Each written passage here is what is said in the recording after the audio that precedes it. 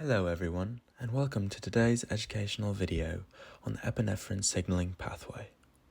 In this video, we will explore the fascinating world of cell communication, specifically focusing on how epinephrine, also known as adrenaline, influences cellular responses.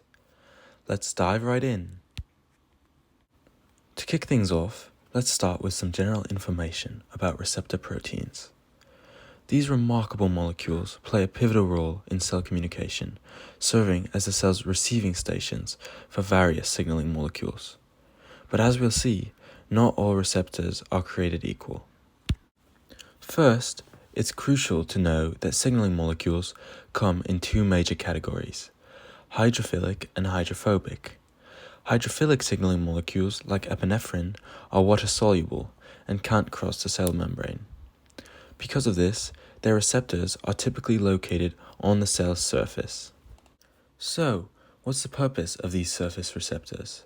Well, they are the rapid responders of the cell, facilitating quick communication and speedy cellular responses. However, this speed comes at a cost. The responses tend to be short-lived. Let's talk advantages and disadvantages. The main advantage of surface receptors is their speed, as I said before. When a hydrophilic signaling molecule like epinephrine binds to its receptor, it can quickly initiate a cellular response. However, this response is very short-lived, which can be a drawback in some situations where sustained signaling is needed. Now, let's get into the nitty-gritty of how these receptor proteins work. To illustrate, we'll delve deeply into a specific example of the epinephrine signaling pathway and its response in the heart. In the epinephrine signaling pathway, our key players are epinephrine, the adrenergic receptor, calcium, GTP, GDP, ATP, protein kinase A, and cyclic AMP. Here's the sequence of events. To begin this pathway, epinephrine, also known as adrenaline as we can see here, is our signaling molecule, and it is released into the bloodstream in response to stress or danger. It then binds to its G protein-coupled receptor, also known as the beta-2 adrenergic receptor, in the plasma membrane of target cells.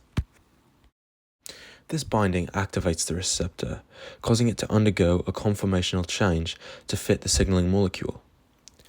This activated receptor then activates a G protein, which swaps its GDP, as we can see here, for GTP. The activated G protein splits into two subunits, also known as alpha and beta. One of these subunits triggers the activation of an enzyme called adenylyl cyclase. Adenylyl cyclase is responsible for converting ATP into cAMP, a secondary messenger that amplifies the signal, spreading it rapidly. cAMP then activates protein kinases such as protein kinase A, which are enzymes that add phosphate groups to target proteins. Now, they get these phosphates from converting ATP into ADP and taking one of those extra phosphate groups. These activated kinases then lead to phosphorylation in calcium channels in the heart.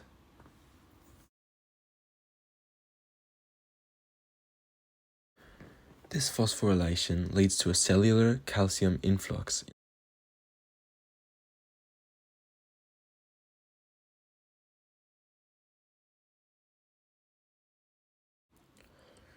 Finally, this increase in calcium leads to increased contractions in the heart, as well as increased blood flow, which is the end goal of the epinephrine pathway.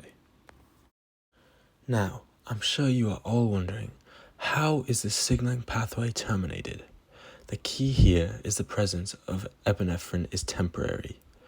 When it disassociates from its receptor, the G protein's GTP is hydrolyzed back to GDP, rendering it inactive.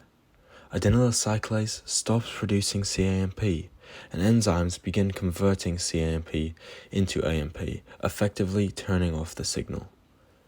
The kinases that were activated, and there you have it, the epinephrine signaling pathway in a nutshell.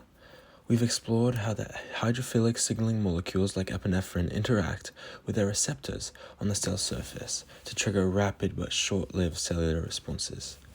These pathways are incredibly precise, allowing the body to respond swiftly to changing conditions. Thanks for joining us on this journey into the world of cell communication. If you found this video informative, don't forget to like, share, and subscribe for more exciting explorations into the wonders of biology. Until next time.